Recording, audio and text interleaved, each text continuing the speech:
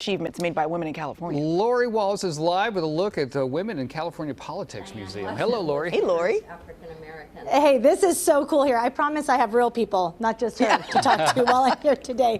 This is really amazing. I want you guys to take a look around. We're the first ones to come in. You know, we like that VIP treatment here on Good Day.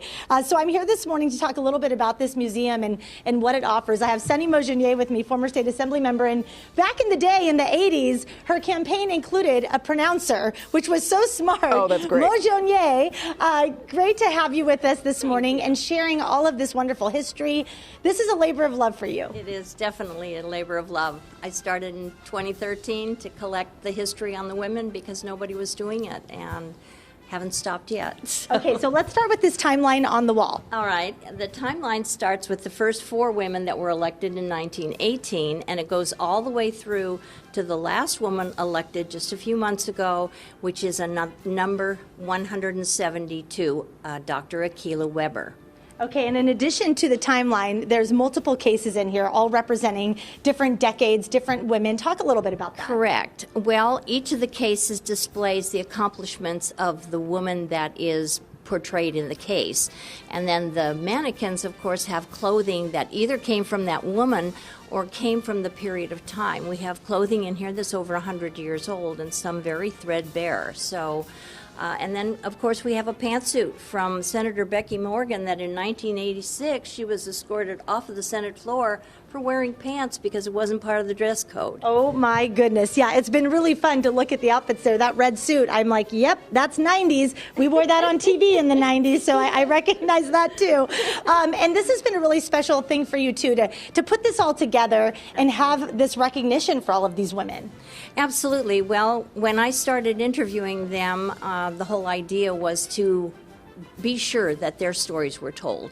And a lot of these women were getting older. Several of these women are now deceased. So when I started interviewing them, I was able to collect their material because I would say to them, what are you going to do with all your stuff? Because my kids tell me they don't want it. What are you going to do, Mom?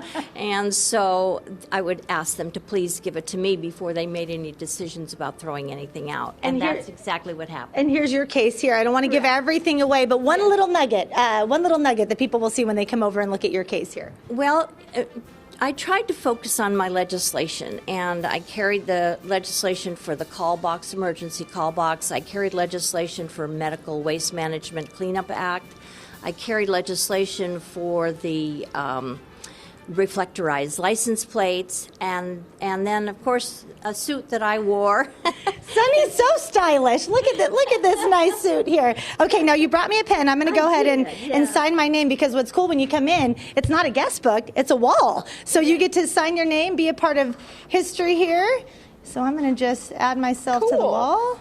There you go. All right. Sunny, when can people come in and check all this out? We're hoping to have docent hours set up Tuesday, Wednesday, and Thursday from 11 to 4, but that won't start for another 2 weeks or so. Okay. Thanks so much for having us. What a cool spot, guys. I will send it back to you. A lot of history in this little room here. Yeah. Back over to you. And now that you've signed the wall, that means you'll be running for public office. I expect you to be the mayor of Elk Grove at some point in the future. Isn't she kind of Please, already? I would appreciate your vote. I love it.